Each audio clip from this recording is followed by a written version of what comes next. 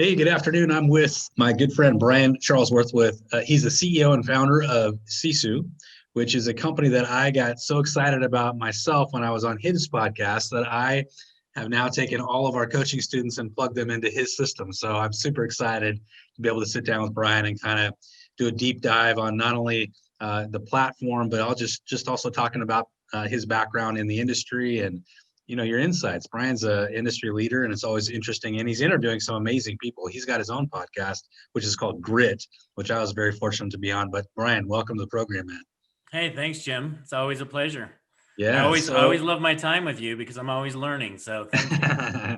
Thank you so much. So Brian, give us the background. So the people that haven't met you yet, tell us the bio. Yeah. So my background is I've done a lot. I'm kind of a serial entrepreneur. When I was in my early 20s, I think I was 24 years old. I worked for MCI. I'd been out of college for a couple of years, and I was selling internet long distance services, and MCI was known as the backbone of the internet back then. So that takes us way back in time. Remember that? So anyway, I remember capping out on my commissions. I had a bunch of multi-million dollar accounts, meaning multi-million a month. So a lot of large accounts like Flying J, New Skin, the LDS Church, some big companies like that. And my commissions were capped at $300,000 a year. So here I was young. I had a big ego at the time, the typical 20-year-old, right? 20 something. Right, yeah. And so I was like, I think I can do better on my own. It's not fair that they're capping me when I'm bringing in, 100 million of revenue a year and I'm getting capped at 300 grand. Right. So little did I know that, there's a tremendous amount of value in the network that MCI had built and the infrastructure and the reputation and all of that stuff. Yeah. But anyway, I left there and I started a small communications company that resold Nextel Wireless, which ended up merging with Sprint. Yeah. And then I also did some long distance resell services. So I only had that company for about a year and a half, and it got sold to a company that did multi-units in Texas. So they wanted to take our services and plug them into apartments so that when you go buy an apartment, all the services are included. Oh, interesting. So when that company bought us, I was planning on sticking around for a while, but the relationship just didn't work out. They were using our capital to fund other sides of the business, and it wasn't what I anticipated. And so I started my own company back then, which, because of my internet background, it was called talk2.com in the .com bubble. Then the .com bubble blew up. We called it Talk2 Technology. But we were actually doing voice internet. So we were about 20 years ahead of our time because this was back in the year 2000. So the stuff that you do on Yahoo, there's the jump back in time. So a little bit. Anyway, the stuff you do on Alexa or on Siri, where you're talking to the internet, voice internet, we were doing that same stuff back then, but it was all through the wireless networks. Wow. So we were basically empowering 3G services through our technology to be done through what was then a 2G network. So we've come a ways, but we were ahead of our time, but we did end up selling that company. And after that, I ended up getting into franchising and actually had a company that bought franchisors. So Housemaster Home Inspections is probably the closest to the industry that we're in now, the real estate industry. Yeah. I also worked very closely with Budget Blinds and helped them sell their business. But after we sold Budget Blinds, my wife asked me to jump in and help her build her real estate team while I was figuring out what I wanted to do next.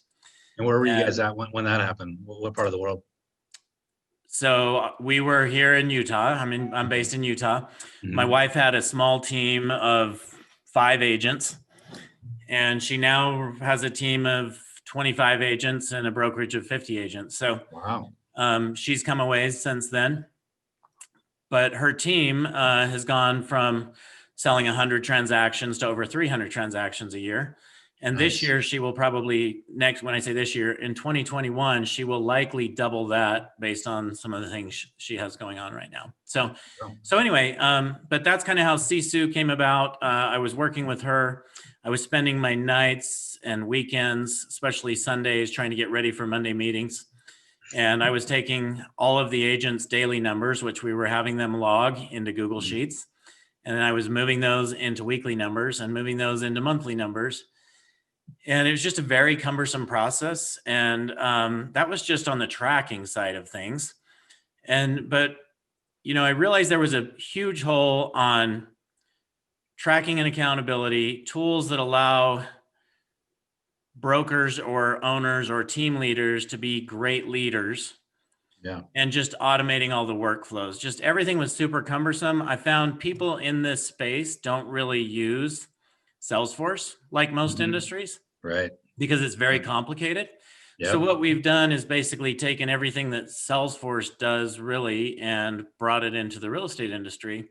But it's so keyed to real estate that it's not like you have any customization to do. You just turn it on, and there's some customization based on filling out, custom forms and fields. But anyway, that's kind of how we got to where we are now. So we launched in January of 2019 and just having a lot of fun. So what's interesting about what you just said was, I think too, because I coach a lot of teams and brokerages, is that there's a real desire for accountability. I think there's a real desire for metrics in the system. And every time they go to, a podcast, you go to a convention, everybody's talking about, if you can't measure it, don't do it. If you don't know the ROI, why are you investing in it? All these things that we're told from the stage or from a podcast. But then you get to the ground level and how do you do it? And how do you know that, right? How do you figure that out? I mean, in the real world, how do you actually do it? Yeah. And what you're talking about, Google Sheets and that kind of thing, and Excel spreadsheets for those of you that are on the Microsoft side. I mean, I think a lot of people have tried that, and with the best of intentions, and spent hours and days trying to build these things out. I was just talking to, in fact, I just had a company join me on my coaching side that was saying exactly that. As soon as I showed them the Sisu system, they said, I've been building this for years under Google Sheets. So this is like a miracle that you're showing me here. I can't believe it. So I think when people see it, they get excited about it because it's so elegantly designed. It's so easy to use. It's amazing. I think the problem with accountability is most of us, if you look up accountability in the dictionary, right, it comes across, I don't remember exactly what that is. We should look it up. It comes across, it's a negative connotation. And right, feel free to look it up, Jim. Yeah, but it comes across as a negative connotation. And so I like to call it positive accountability, because as a leader of a team or a brokerage, to be a great leader, what you really need to do is find out what your agent's goals are, not your goals. Your goals don't matter to them. What matters to them are their goals, and you giving them the tools and holding them accountable to hit that. And that's why, if you look at all of the top producing agents and most top producing team leaders out there, they all have a coach, which because you coach a lot of them. Yeah, exactly. So anyway. So here's Webster's dictionary. It says, it states accountability as the quality of or state of being accountable, an obligation or willingness to accept responsibilities for one's actions. So when you think of it that way, it's kind of negative, like, hey, I'm going to hold you accountable, but really I'm going to help you do all the activities that you need to do to hit your goals. That's part of my job as a team leader. And Sisu just makes that really easy, as well as automating the systems for your admin team. And what I love about it is I think these things are actually freeing. It frees you from the thought process of, what am I supposed to be doing every day? And what am I, where's my energy supposed to be going? It just directs you and says, you committed to 100 calls, you committed to 20 texts, you committed to 20 thank you cards, whatever it is. And the beauty of it is then you're measuring against the actual result, right? You're saying, I did these things, did it create the result I want? If it didn't, I've got to adjust, I've got to tweak. What happens in coaching is that we're all focused on messaging. So we're focused on technique. We're focused on, how you do this, how you say this, the scripts and everything else. Yeah. But it doesn't work unless they're doing it, right? You got to measure performance. And that's what it comes down to. And as a coach, I mean, you tell me, Jim, but isn't it so much easier for you now to 1,000%. actually look at somebody's dashboard and say, oh, here's the breakdown. We need to work on your listing presentation. Or maybe you went on 10 appointments, you only got 2 listings. Maybe we need to put together a nice pre-listing packet and really Right. work on your listing presentation. It allows you to dial in, and I love that, because it's like a boxer watching an own boxing match. They're able to see, well, do they faint? Do they have their hands up? You can actually start to study the business and the nuance of it. And what is interesting about this is how many top agents, I'm talking top teams doing $60-70 million a year that I've coached in the past, and I'm coaching today. When I ask them, tell me your average list price, or tell me your average sales price, tell me your average days on market, they don't know those numbers cold. They don't know them like this, but by having a dashboard in front of them, they'll know it every single day. Exactly. And they can watch it's like watching how fast your car's going. You'll know it through the dashboard, which I think is great. Yeah, I mean, I think another really important thing to know, and in my opinion, people that aren't doing this, and they can find other ways to do this. I mean, if they're doing it through a spreadsheet, at least they're getting data, right? It's just super cumbersome to do. But yeah, for sure. In my opinion, like, for somebody to really, the industry is so hot right now that everyone is successful. Right. I think a lot of people stopped working when COVID hit in March and April. Mm-hmm. Most of our teams did not. They actually turned up the volume, and we have about 650 teams on the platform, teams or brokerages today. Mm-hmm. They actually turned up and said, let's make more phone calls to get the same production. Yeah. And so now their production's like 50 to 100% up above where it was then. We have teams that were doing 20 transactions a month, now doing over 50. Right. And I'm sure that's, the market is there right now, but what's going to happen? And, the projection is about 14 months from now, the industry is likely going to turn. Mm-hmm. Yep. And who knows, right? You never know with just the economy, whatever. You don't know for sure when that's going to happen. But when it does, I think the teams and the brokerages that are not managing their business in this way, like a true business, mm-hmm. they won't survive. Yeah. I think what's happened, and I agree with you, what's happened over time, and I agree that we are, the verbiage I like to use is we're about 12 years into a 7-year cycle. So we've had, normally real estate cycles every 7 years. We're 12 years into a 7-year cycle. And a lot of it has been artificially induced. So we started to enter a downturn last year. I mean, last December, everybody forgets. Last December, interest rates had creeped up 1% and the market tanked. And we were at 50% of our previous December before that. We were all expecting 2020 not to be a great year. And then all of a sudden interest rates got turned down and the markets shot straight through the roof. COVID impacted us, but those interest rates have kept us down. But that's an artificial stimulus, right? And so you get into that whole conversation. But a high tide floats all boats kind of situation where we have this high tide floating all of us. I agree with you 100%. But now what we're saying is, I think, the idea that some of these agents won't survive the next downturn because they've never had one. They've never lived through it, right? Mm-hmm. But the evolution of this industry is that when I got into business 30 years ago, a mom and pop, somebody working part-time could make a living, working at the beauty salon, but also having their real estate license. Those days are over. Yeah. I mean, this business has become so sophisticated, and this technology is another example of that, where you're getting higher and higher levels of systems and automation where you have to be on top of your game at a big level. Yes, exactly.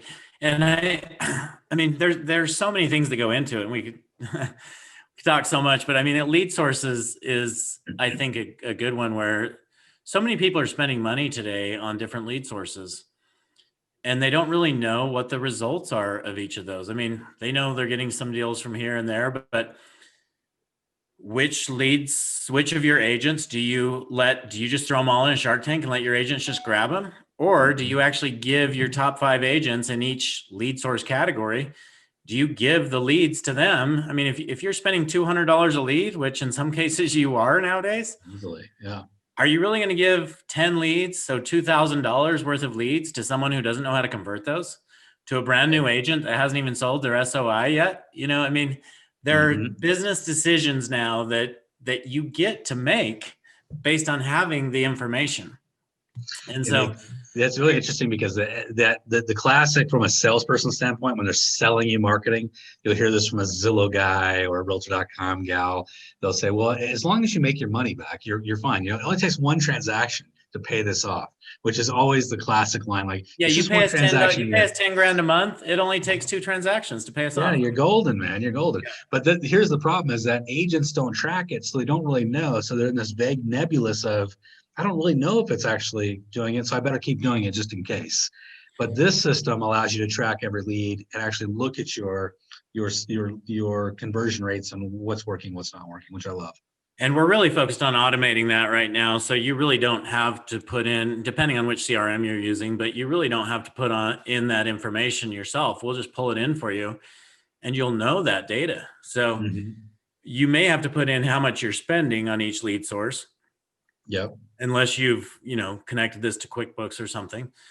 But, that might take 5 minutes a month, 5 or 10 minutes a month to be able to make these decisions. So I think the thing is, we all make New Year's resolutions.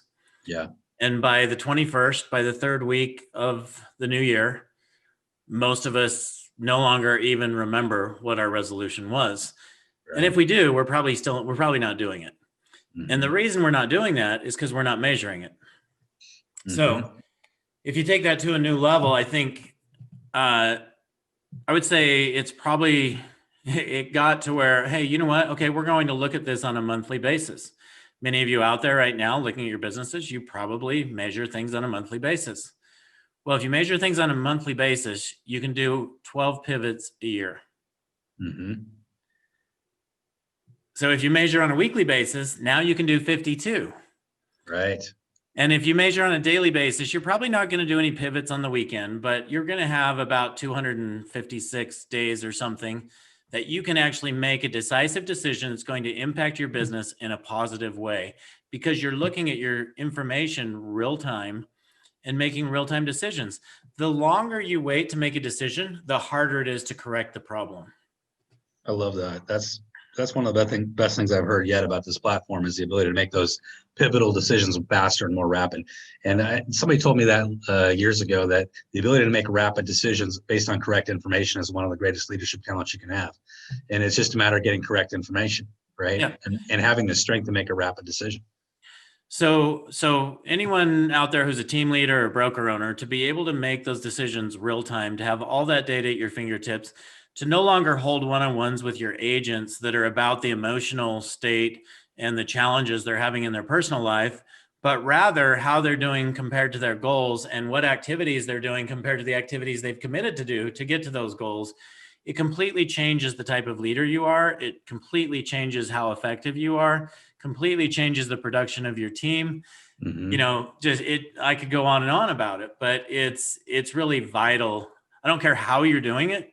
Make sure you're doing it. If you want to start on a spreadsheet, here's something I'll say. If you want to start on a spreadsheet, great, do that. You'll probably migrate to Sisu over time anyway, because most of our customers pay us between $150 up to $600 a month, something like that. But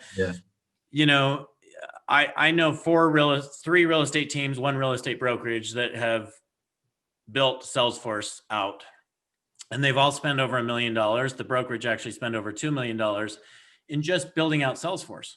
Right. And then they have to pay somebody $100,000 a year to maintain their Salesforce.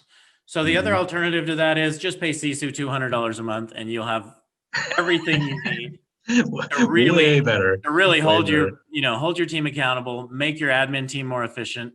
What about having leaderboards on the number of tasks that all of your TCs are completing, stuff like that, right? I mean, there's a lot of fun stuff you can do with it. So in terms of recruiting, I think this is one of the best things I'm excited about is, if you're a brokerage owner or team leader, one of the things you have to be concerned with is recruiting talent.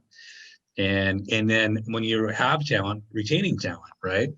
And so for me, I think when I'm talking to brokerage owners and I show them the system, they're so excited to be able to actually show this to a team leader that they're trying to recruit and say, let me show you how I can You double your productivity next year by implementing a system that can give you accountability that you probably don't have now. And it's such a great recruiting conversation, in my opinion. I think it's one of the best you could possibly have. And no one's really having. Yeah.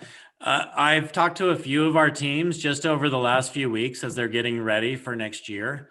Mm-hmm. And they have pointed that out, that they actually use this as a recruiting tool to show when you come in, this is how we're going to get you to that level where you want to be. And they're like, nobody's ever done anything like this before. Right. I've talked to 10 other brokerages. They don't do this. Exactly. I just think it opens the conversation to what everybody knows. We've all heard the same things of what we're supposed to be doing, but the actual implementation, the accountability piece is what's been missing, and this fills that gap, I think. Let's talk about the future, though. So you're a guy that's on the cutting edge of real estate technology. Looking forward to 2021, 2022, 2023, what do you see as what's kind of coming down the line? I'm very curious. From a leadership standpoint, you're talking to everybody, I know. It's a great question. I mean, I don't think any of us can predict the future. However, I can tell you that what has had the biggest impact, there are companies out there that are pro agent, technology companies, and there are companies out there that are on the other side trying to get rid of the agent. Yeah.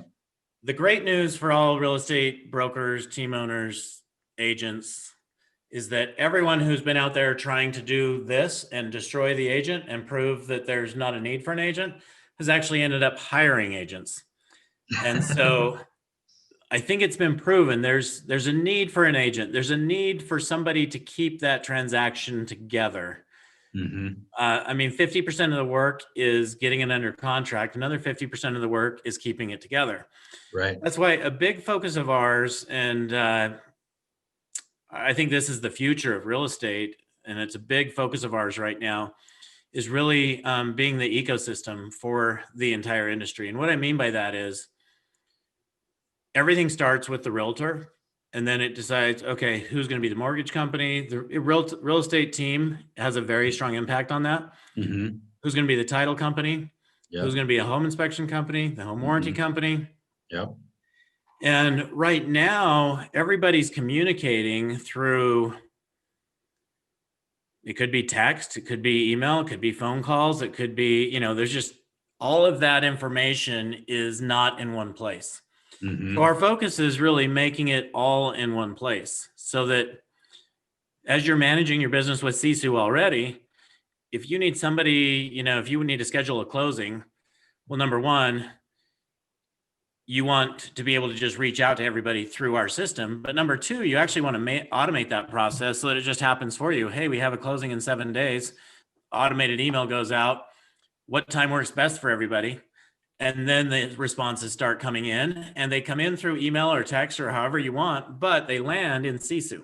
Mm-hmm. And so anyway, that's what I believe is the future of the industry. We're building that out right now. I think it's very important. But what I was going to say, though, the biggest impact on the industry right now, in my opinion, is the iBuyer. Mm-hmm. Yep. So in my opinion, moving forward, the iBuyer is on the other side that's tried to take away the need for a real estate agent. Sure. Well, I think the way to combat that is for real estate agents to embrace that and to partner with that iBuyer or with many iBuyers. There are a lot of teams that are now iBuyers themselves, which I think is great. But take that to another level where you actually partner with all of the iBuyers. So if somebody reaches out to you and says, hey, I want to sell my home, great.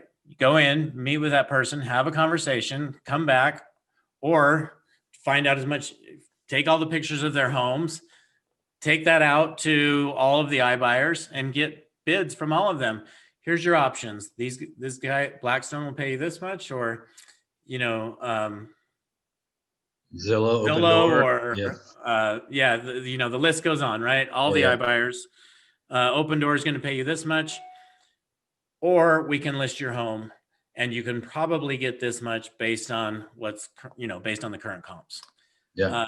So it's like an open market price versus an iBuyer price. And here's your iBuyer prices. I love that. Yeah. Yeah. So if I had to guess in 2021, 2022, Mm-hmm. that's probably what will have the biggest impact on the industry. So it's important that you address that. It's also important that you just get better efficiencies in your business through some of the things like I just talked about with communication and also measuring and knowing, being a great leader. All those things are super important. I mean, obviously I'm biased. My business is built 100% based off of what I see the future of real estate being. And I'm 100% pro agent. My wife running a team and a brokerage. To me, it's how can I make her life easier? How can I make her more money? Mm-hmm. How can I make her really be able to make great decisions and just be a better leader? And I get to see that real time, and it's really, really fun to see her evolve and grow as Sisu evolves and grows. What I think is interesting about the future, and I agree with you, you got these people that are trying to take our business, right? But when you look at those companies, they're very transactional, and it's all transactional, where I think the reason why we've survived and we've thrived when travel agents maybe, or people that have to sell financial services have been what's called disintermediated. Their business has been, largely webized. The reason why we haven't fallen victim to that as an industry in mass yet is because we have this relationship, and the relationship trumps the automated version of that. And I think people want a trusted advisor when it comes to their financial largest asset of their life, and I think that it's very much the same as like, a WebMD versus a real doctor kind of situation. We're never going to trust WebMD to help us with a medical decision that's life or death. We're never going to trust, some automated system with our largest financial asset. But it all comes down to relationships, And I think I was having this conversation with somebody recently about the idea of mind share. And really, I think it's about, you talk about market share versus mind share. Who does the consumer think about first when they think the words real estate? And in a lot of markets, it's already Zillow. And so it's not just about, who can do the better job. It's about who are people thinking about first, and who owns that market position. And in my mind, the war right now for the next 5 years is who's going to own mind share. Who's going to dominate that space. And you can hyper local as an agent. You can hyper local own that. And maybe not on a national scale, but certainly at a hyper local scale you can, which I think is an interesting conversation. I think systems like Sisu, which force you to really get into and grind into what we know we're supposed to be doing with conversations and texts and phone calls, help you to get hyper local. That's my opinion. Yeah, absolutely. And if you're doing that in your CRM, let us just show you how often you're doing it. Let us show you how many social posts you're making, so that I know so many agents today where, 50% of their business may be coming from a social post when they're posting 3 times a day. And then all of a sudden they stop posting. Yeah. Like, why did you stop posting? You've gone from making $15,000 a month to zero because you can't post 3 times a day. Yeah, give me a break, right? But being able to see that. But I think you bring up a good point, Jim, on this mindshare thing. The thing is, you say it all comes down to relationships. I think it comes down to relationships and value. Yes. So when somebody wants to sell their home, they want the person that they feel is going to be able to do the best job, be able to get them the most money, be it someone who knows what's going on in the industry, someone who in today's market, someone who can actually find them a home and get it under contract, right? If they're on the buy side. Right. On the sell side, how am I going to get $40,000 over appraisal value, right? I mean, that's the kind of questions they're asking today. Yeah. But the reality is, absolutely, you need to make sure that when people think of you, they think not only of the relationship that they have with you, but also that you're the best person for the job. Yep. I think it's getting more and more and more that way. I think people used to use their family members. I see more and more that people realize it's not necessarily the smartest thing for me to use my family members. Yeah, I would agree with that. Yeah. It's not just because my aunt has a real estate license. I need to actually look beyond that, right? Yeah, exactly. Yeah. And I think too, you've got the Redfins, and not that those are bad companies, they're great companies, but the companies out there that have a different model, and you have to prove value. It's not a given. And so if they're charging 1% or they're charging 1.5% or wherever their fees are, you have to show that if you're charging more than that, that you actually have the value and there's a reason to pay you more than that. So to your point, it can't be just what I would call a personality contest. It has to be personality plus value, right? Exactly. And I think that's another extremely large threat to the industry is just the pay. Yeah. You know, how I think most really solid agents and teams and brokerages, they're still getting their full 3% on each side. Mm-hmm. But that's definitely being threatened. I mean, the industry is moving more and more towards salary based. Mm-hmm. And I think those teams and brokerages who can prove that they can do their own lead generation instead of relying on people like Zillow to do their lead generation and realtor.com. But if they can do their own lead generation, now they have an opportunity. I think most agents have already said, I'm willing to give away 35% of my transaction to Opcity or to Zillow. So if they're willing to do that to them, they're probably willing to do it to you as a team leader as well. So do you want to go salary based and have them do that? Or do you want to charge a referral fee just like a Zillow or an Opcity does? I mean, there's so many questions to ask, but those are the types of things we need to be asking ourselves if we're running a real estate business today. What's interesting, I mean, we can go really deep in this rabbit hole, but on the Zillow side, you know, I don't know that the Zillow model works. Remember, they're still not a profitable company, but I don't know that the Zillow model works without us getting close to full fees, because we have to get those full fees in order to pay these exorbitant referral fees. And without that model in place, does their model collapse? You know, if the whole industry went to some kind of discount model, you know, their model collapses, which is an interesting kind of whole conversation to have in and of itself, right? Yeah, well, that's what I was saying. I mean, I think they've proven that you need the agent, and you know, they're rolling out their flex programs. Opcity rolled out their programs. They're all choosing their preferred teams, the teams they feel can convert the highest. Which, how do you show them you convert the highest? You should have Sisu. Right. We're hoping to get some of those companies to no longer require teams and brokerages to use their CRM, since you're already using your own CRM anyway. Just show them in Sisu what your conversion is. Right. So anyway, hopefully that's something we can make happen there. But you're right. I mean, for their new model to work, they're taking 35% of whatever you're taking. So they're going to want you to take something, right? They're going to want you to make money. Yeah. That's what's interesting about that whole conversation. And the other thing is that, again, 12 years into a 7-year cycle, what's happening in the real world is that, you know, it's easy to sell homes. Once it's not easy to sell homes anymore, and we go back to 100-day, 120-day, 180-day market times, you won't be able to have a discount fee because you can't carry that inventory that long without getting a full fee. Whole other conversation, right? So this market supports more of a discount model for some areas. It won't when the market changes, and it will change over time. Interesting conversations. Yeah. So I mean, I just think it's so important that as a leader of a real estate team or brokerage, that you're getting out and you're masterminding, that you're talking to coaches, that you're talking to, you know, some of the other top people in the industry, because there are a lot of really, really smart people doing a lot of really smart things today. And, you know, I'm just fortunate enough that many of these people have said, oh yeah, Sisu is something that I need to use. So I get to interact with these people all the time and really see what these, you know, top leaders of the industry are doing. Love it. Brian, can you give us like a 5-minute tour of Sisu just for the people who haven't seen the system? Sure, I'd be happy to do that.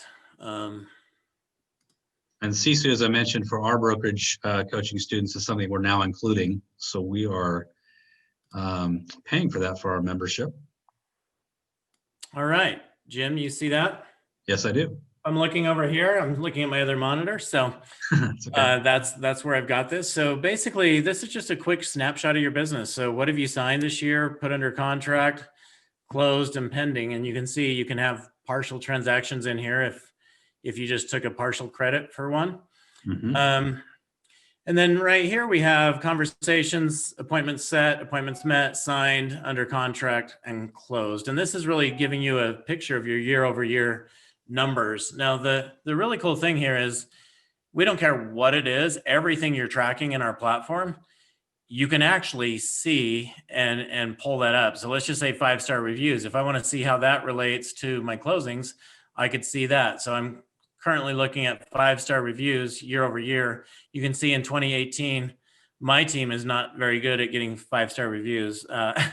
This is just our CSU sales team and what they're doing in their demos. So you also have a messaging platform here. There are a bunch of notifications you can set up for, any event that happens in the platform. You can set up a notification or an automation on that. And we're rolling out a new automation hub on that in the next 30 days, which I'm super excited about, which will allow you a tremendous amount of flexibility here in this part of the platform.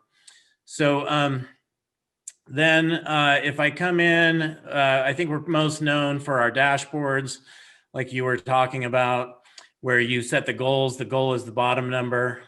The actual where you're at month to date or year to date, whatever the date range is you put up here, is the top number. So you can see based on these colors, we have temperature based colors in here going from cold to hot, but you can white label it, as you know, Jim. Yep. So but blue is not on pace. So we're not on pace for our conversations this month. We're on pace for our listing appointments set. We haven't done anything on the buyer side, and we've hit our goal here. So you can quickly see that. Here's our yearly numbers. Closed volume, closed units, Jim. This is what you said most people that you talk to don't know still to this day. It's amazing how many masterminds I go to where people still talk about this number for last year, but can't tell you where they are this year right here. Every time. Yeah. Yep. So then coming down here, just drilling in, giving you more detail on, understanding exactly what's going on. From your GCI pending, your volume, your average GCI, stuff like that. Then what's your average price points for buyers and sellers, days on market, how many listings have you sold, how many buyers, what's your closed volume for each of those, and then all of these activities down here, which are 100% customizable. And then these leaderboards are just what show up in display mode. You can see display mode behind me on the screen back here. But if I want to put this up on a big screen TV, just going to hit display mode and it's going to turn black and it's going to just scroll through all of those leaderboards for you all the time. So I'll go ahead and go back out of that. So everything in here is clickable for the most part. So if I want to see my listings I've signed this month, I just click on that and I can quickly get into these listings that I've signed. And so another way I can get into that, I'll come over here. If I come into transactions, now I'm going to pull up all of the transactions for my team. And then I could filter that down and say, okay, I just want to see my pending transactions. And I could pull it up that way. So a couple different ways to get to the data, but everything is filterable and sortable in that filter drawer. And you can basically build your own custom reports in there. But we also have tons of reports that we've built here for you. I don't have time to get into that, but basically I'll just walk you through a transaction. So if I go into this listing that I just put under contract, you can see here's a transaction form. I have a contract to close form. I have a form for my ISAs. Because this is not a spreadsheet and it's a database, if you put the information in one form, it's already in the other forms. It's not like you're having to redo that information. You just visually are able to see that in multiple forms. And so anything that's in multiple forms, you'll see in those. But you can see this is a listing contract to close form. So all of the data that I need when I put somebody under contract, and usually what most of our teams will do is they'll have the agents fill this out when somebody goes under contract, and that's the handoff to the TC. We still have some people that have the TC fill it out, but honestly, I think the most effective way to do that is to have the agents do it so that they just wrote the contracts. They know most of this information. These orange dates are what populate our dashboards. You can see they have the MLS live date in here as well. And then whatever other information. So these are custom forms. You can see they have tags on these. So if you have tags in your CRM, you can pull them into here. Or you can just set separate tags up here, like this is a cash buyer. There's no appraisal necessary. Also, when it goes under contract, you can have different stages. So what stage is this in? Maybe it's awaiting inspection. And so we'll go ahead and put that in. And now it'll come up that way when I go into the task boards. So I also have, this is the comment section. This allows you to basically share information, not only Well, right now it's within your organization, and in the very near future, you'll be able to share. This is where you'll communicate as well with all of your vendors and as well with your clients. So again, like I was talking about, everything will happen right here. All of your document information is in here as well. If you want to manage your compliance information in here, you can. We don't do e-signature in here. There are a lot of great e-signature companies, but a lot of companies have asked us to do the document management, or the compliance side of the documents anyway, just because they're managing the rest of their business in here. So they wanted it in here. All of your commission management is done in here. So the commission on this transaction, I can see what the cap is for this particular agent. And I can also set up templates. So if I have the same 15 things that need to happen on every transaction, I can set those up to happen here automatically. All of my vendors that are on this transaction are right here. And this is just so I can quickly access them. But if I want to, I can share anything with them, such as if I want to share this commission data out, I can. If I want to go to documents, and if I want to share, for instance, this CDA, I can share this out to all of my vendors. Just super easy to get some of that information out. I can also view it. So I can just come in here and view that CDA, or I can download it, pretty much whatever I want to do with it. And then all of your change history is here, so you can see what's happened on the transaction. And then the task management. So this is where most of our customers manage contract to close process. We actually have leaderboards so that people can see. So this is just the contract to close on this particular transaction. And then we have integrations with people like SkySlope here, so that if you want to push all of this data into SkySlope or .loop or DocuSign, the plan is to be able to let you do that for all three, so that you're not having to, we're really focused on eliminating all duplicate data entry. So coming back to the tasks, and this is the last thing I'll show, you come to the task stages board. You can move people from awaiting inspection to, pre-disclosure deadlines. So these stages are all customizable. So it's really more Trello style. Mm-hmm. And then in addition to that, that's really managing your transactions. And then if I come into the task manager, this is basically showing me all tasks due for all of my transactions, rather than just showing me the tasks due within a transaction. So if I wanted to go back to this task within a transaction, I would just click on that, and now I'm back within the transaction. But if I'm a TC, this is actually where I'm spending my day in managing my projects and my tasks from here.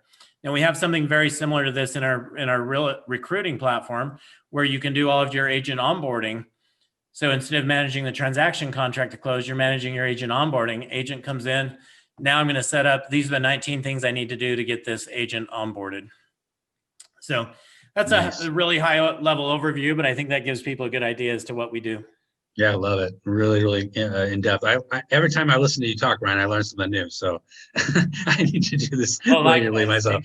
But you guys have a blog, and you guys have all kinds of great learning resources. And I have to say, your team has been right on top of it with our onboarding process. I mean, we're onboarding multiple offices right now, and I'm a problem child. I'm not an easy guy to onboard everybody with, and so they've been right on top of it, responding at all times, day and night, to all my requests. Great to hear. Yeah.